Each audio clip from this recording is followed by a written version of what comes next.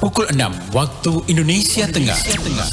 RRI ND menyiarkan Warta Berita.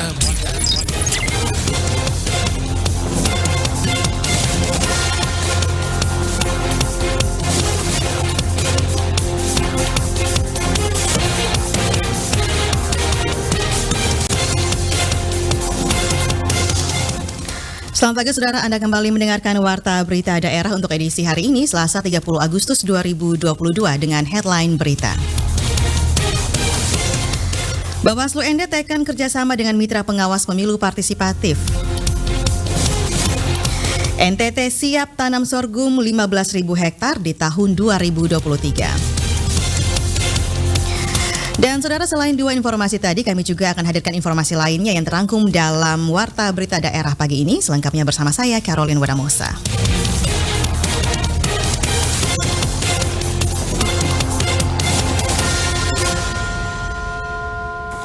Informasi pertama untuk Anda, Saudara. Badan Pengawas Pemilihan Umum Bawaslu Kabupaten ND melakukan perjanjian kerjasama dengan mitra pengawas pemilu partisipatif pada pemilu dan pemilihan tahun 2024.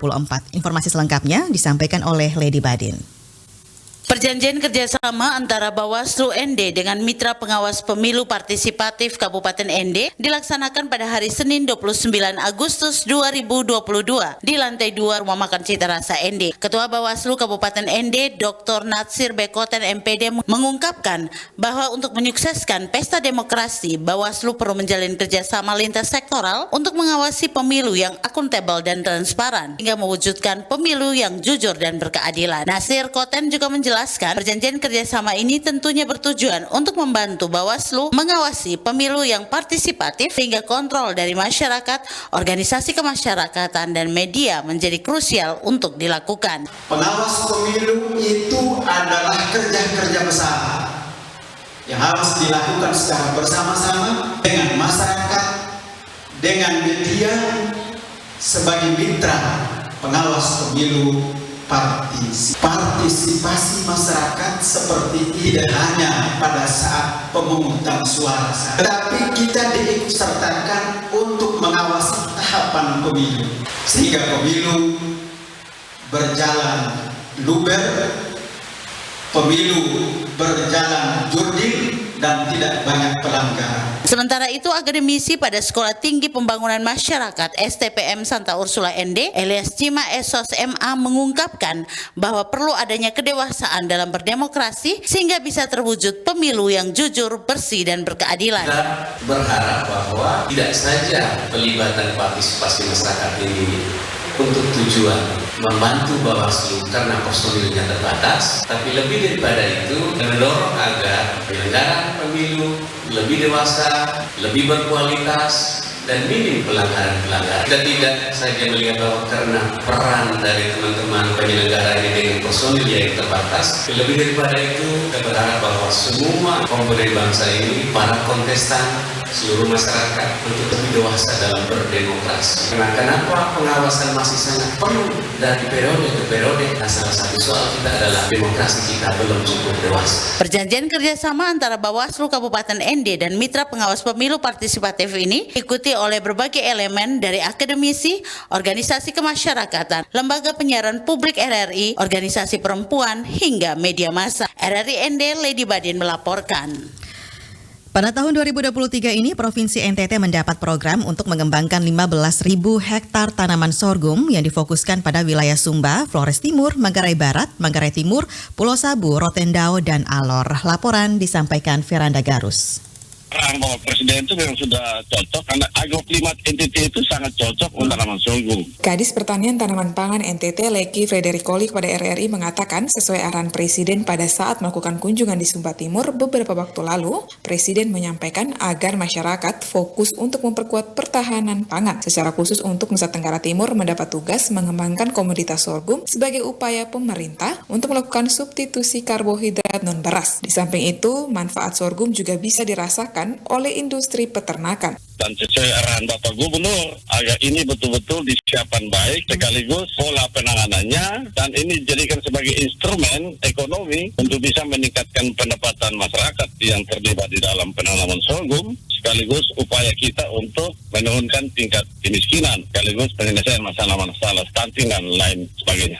Lanjut lagi, untuk menanam sorghum sebanyak 15.000 hektar tersebut, tentu pertama pemerintah harus menyiapkan benih mulai tahun ini. Karena pada tahun 2022 pemerintah akan menanam sorghum sebanyak 3.200 hektar yang nantinya hasil tanaman tersebut akan dijadikan benih untuk memenuhi 15.000 hektar sorghum di tahun 2023. Sekaligus mendukung kebutuhan benih secara nasional untuk pengembangan sorghum di tahun 2023. Skema yang telah disiapkan Dinas Pertanian NTT akan mengikuti ekosistem tanam jagung panen sapi oleh Gubernur NTT, di mana keterlibatan semua pihak sangat dibutuhkan. Ini merupakan tahun ketiga pemerintah provinsi melaksanakan program penanaman sorghum. Kita sudah petakan wilayah-wilayah marginal yang selama ini masyarakat tidak usahakan oleh karena keterbatasan sumber daya air. Kita fokus ke sana untuk bisa mengintervensi komoditas sorghum ini sehingga bisa mengajak masyarakat yang ada di wilayah-wilayah yang kering dan marginal itu untuk mulai berproduksi, ya, membangun ekonominya, dan kemudian mereka bisa mendapat kemudahan akses baik itu pangan maupun ekonomi. Sorghum memiliki banyak manfaat mulai dari akar hingga bijinya, sehingga kalau tanaman sorghum dibudidayakan dengan jumlah yang besar, maka akan meningkatkan ekonomi masyarakat. RRI ND Veranda Garus melaporkan. Desa Ulu Loga di Kecamatan Mauponggo memiliki potensi wisata yang siap dikembangkan, namun kendala yang dihadapi adalah minimnya infrastruktur jalan dan jaringan internet. Selengkapnya disampaikan oleh Ferry Soo. Berkaitan dengan infrastruktur, memang kita lagi mengalami persoalan itu, lebih khusus yang berkaitan dengan jalan masuk. Desa Ulu Loga merupakan desa yang letaknya tepat berada di bawah kaki Gunung Abu Lobo di Kecamatan Mauponggo, Kabupaten Nagekeo. Desa Ulu Loga mendapat SK Desa Wisata tahun 2021 oleh Bupati Nagekeo Don Bosco dengan pertimbangan menjadi desa wisata karena kekuatan potensi atraksi kesenian tradisi, wisata trekking, pendakian Gunung Abu Lobo, air wudhu peninggalan agama Islam, sumber air hangat alami, dan amenitas memiliki 16 homestay yang siap menerima wisatawan sejak tahun 2019. Desa Ulu Loga memiliki potensi wisata Kampung Pajureja terletak pada ketinggian 600 meter di atas permukaan laut dengan posisi strategis di kaki Gunung Abu Lobo, satu-satunya gunung berapi aktif di Kabupaten Nagekeo dengan ketinggian 2.169 meter di atas permukaan laut. Potensi utama Kampung Pajureja adalah alam dan budaya karena memiliki karakter geografis khas pegunungan sehingga cuaca dan iklim cenderung sejuk didukung dengan komoditi perkebunan, cengkeh, dan pala. Kepala Desa Ulu Loga Petrus Leko kepada RRI mengatakan saat ini pihaknya terus membenahi potensi-potensi wisata yang ada di desanya. Namun berkaitan dengan infrastruktur, memang saat ini mengalami persoalan khususnya dengan jalan masuk dan jaringan internet. Pihaknya meminta dukungan pemerintah terhadap masalah ini dan meminta masyarakat untuk terus mengembangkan dan mempromosikan potensi yang ada. Berkaitan dengan infrastruktur, memang kita lagi mengalami persoalan itu, lebih khusus yang menjadi tanggungan pemerintah, ya, berkaitan dengan jalan masuk, terus dengan jaringan.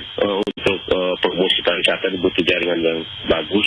Saya tetap meminta dukungan dari masyarakat untuk kita kembangkan terus potensi yang ada di desa dan kita terus mempromosikan potensi wisata yang ada di desa ini. Walaupun kita lakukan ini, tetapi semangat kita tidak berkurang. Sementara Yosefus Nengah, Wakil Ketua DPRD Nagekeo, juga mengapresiasi Desa Ulu Loga telah menjadi contoh bagi seluruh desa wisata yang ada di wilayah Nagekeo. Menurutnya, pariwisata adalah program utama Bupati Nagekeo termasuk pertanian. Untuk itu harus diintervensi dengan anggaran yang lebih tinggi untuk infrastruktur jalan, air, dan jaringan. Jadi apa yang disampaikan oleh Bapak Desa tadi memang harus didukung dengan infrastruktur. Jalan sudah pasti, air apalagi gitu. Jadi para wisatawan datang ini kan kalau tidak didukung dengan NCK yang bagus, kan ini kan menjadi kesan untuk mereka juga. Bagaimana kita menciptakan daya tarik ini kan bukan hanya soal potensi wisatanya, tetapi bagaimana kerjasama dari beberapa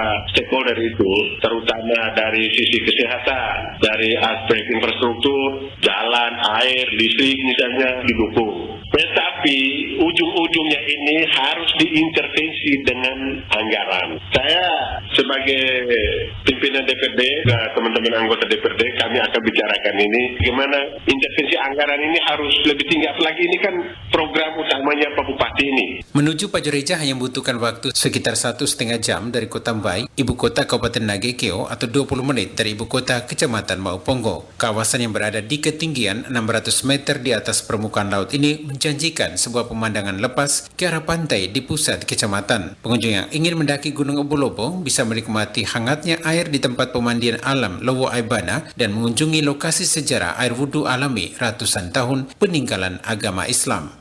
RRI ND, Ferry So'o melaporkan. Anda sedang mendengarkan Warta Berita Produksi RRI ND. Saudara, kita beralih ke informasi lainnya. Pelaksana tugas PLT Kepala Badan Pendapatan Daerah Bapenda Kabupaten Ende Darson Duka melalui sekretarisnya Ahmad kepada RRI pada Senin 29 Agustus menuturkan realisasi pendapatan asli daerah Kabupaten Ende per 19 Juli 2022 dari 10 jenis pajak dan 2 restribusi yang menunjukkan tren positif, ada 4 jenis pajak yang mendominasi setoran targetnya.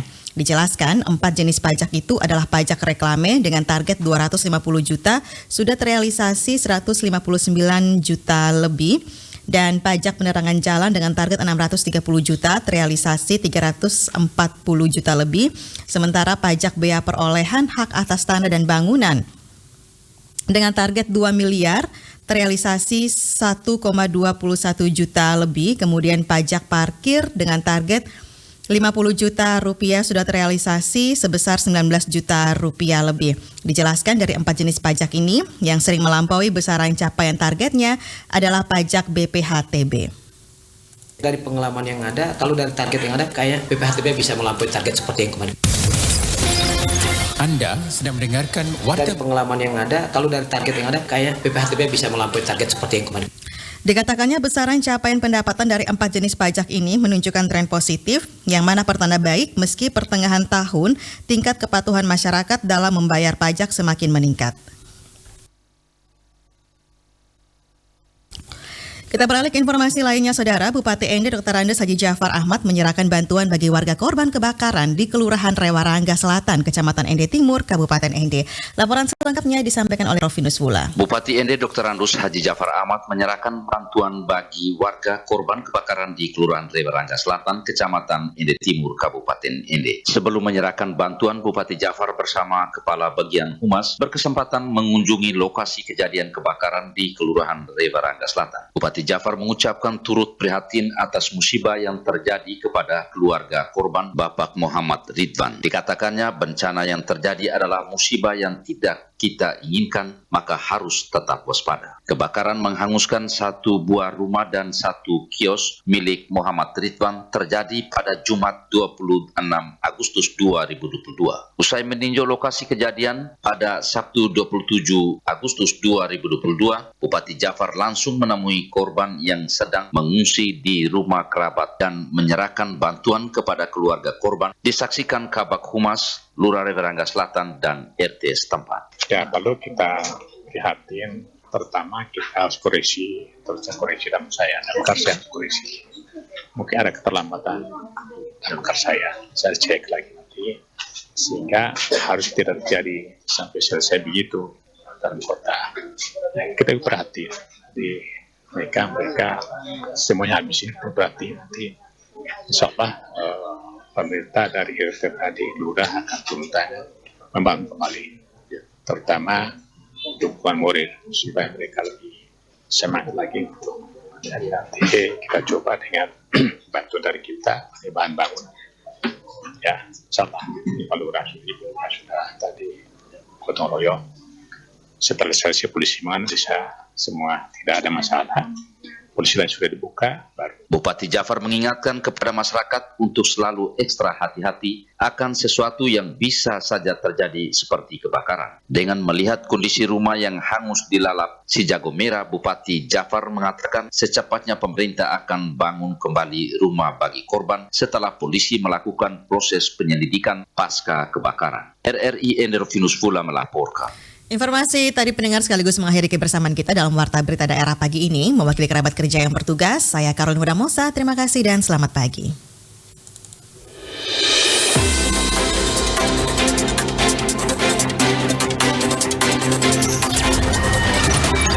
Terima kasih. Anda telah mendengarkan Warta Berita Produksi RRI ND.